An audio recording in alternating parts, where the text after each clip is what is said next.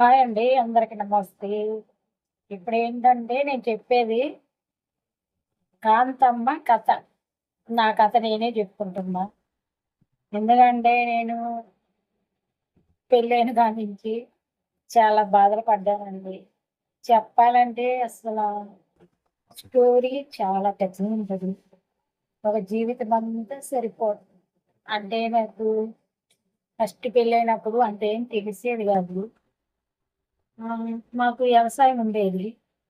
ఇంగ చిన్నప్పుడేంటంటే నేను చదువుకుంటానంటే మా అమ్మ అనేది, "వద్దు.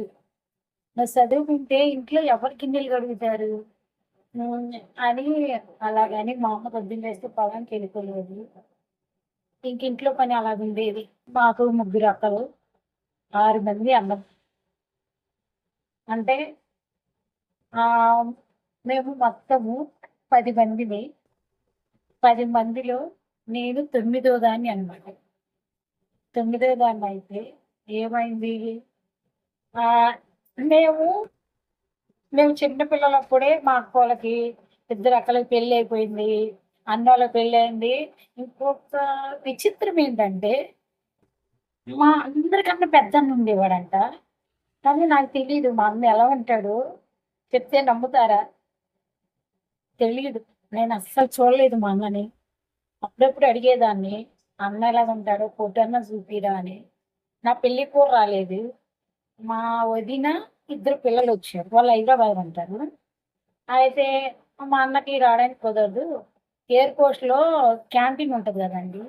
దాంట్లో మా అన్న ఆ క్యాంటీన్ పెట్టాడనమాట. ఇంక రావడానికి కుదరదని రాలేదు. నేను అప్పుడప్పుడు అడిగేదాన్ని, "అన్న ఎలాగుంటాడు? అన్న ఎలాగుంటాడు? ఫోటో అన్నా చూపిరా" అని అడిగేదాన్ని.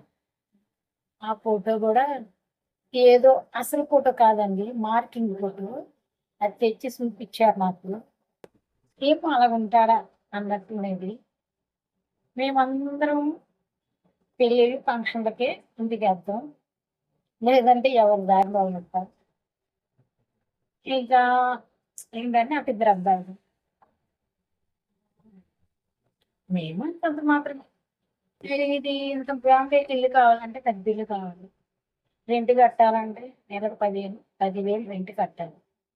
ఏం చేయాలి మరి అందరూ కష్టపడాలి గదండీ! అందరూ కష్టపడాలి కదండీ! అందుకని ఇగ నేను గూడా ఇంక వంట ఫీల్డ్‌లోకొచ్చేసాను. ఇంక వంటే చేస్తాననమాట. ఇక్కడ ఒక కంపెనీలో జాయిన్ అయ్యాను. ఫస్టు మా ఇంటి దగ్గరుండేది. అక్కడికెళ్ళేదాన్ని. అక్కడ కాంట్రాక్ట్ బేస్‌లో. అయితే అక్కడ వంట అంటే వేరే కాంట్రాక్ట్ వచ్చింది.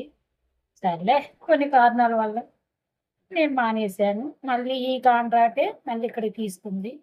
ఇక్కడికొచ్చేస్తున్నా. నేను రావాలంటే నేను 3 ఆటోలు మారాలి ఇక్కడికి రావాలంటే.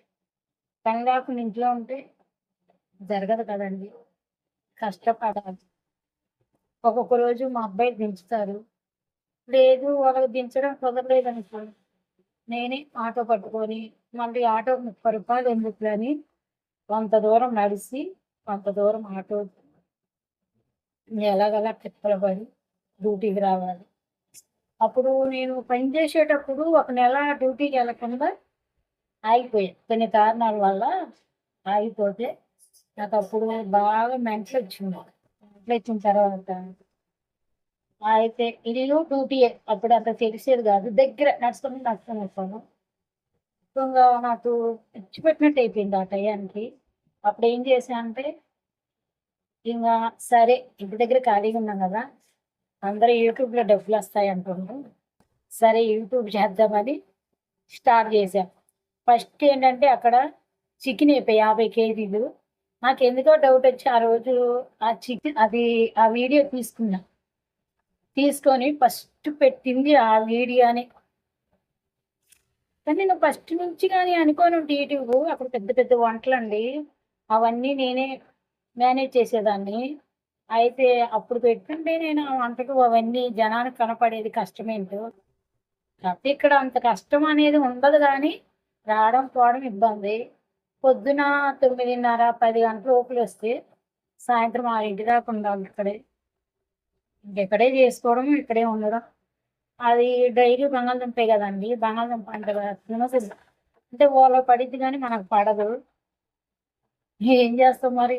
ఇంకా అలాగే తిని తినక అలా ఉండి డ్యూటీ చేసుకొని సాయంత్రం 6 అయితే ఒక్కో రోజు అబ్బాయి కుదిరితే వస్తారు. ఒక్కో రోజు లేదంటే ఇంకొక ఆమె ఉంది. ఆమె ఆటోలో వెళ్తామనమాట. ఆమె కూడా రాలేదంటే కొంచెం దూరం నడుచుకొని, కొంచెం దూరం ఆటోకి మళ్ళీ నడుచుకొని వెళ్ళాలి. లేదు ఆటో ఎక్కాలంటే 3 ఆటోలు. కొంచెం దూరంకైనా రూ. 20 తీసుకుంటారు ఆటోకి. అందుకని ఇంకా ఇంక ఇలాగే చేస్తున్నాను మరి. లైక్ చేయండి, షేర్ చేయండి, సబ్స్క్రైబ్ చేయండి.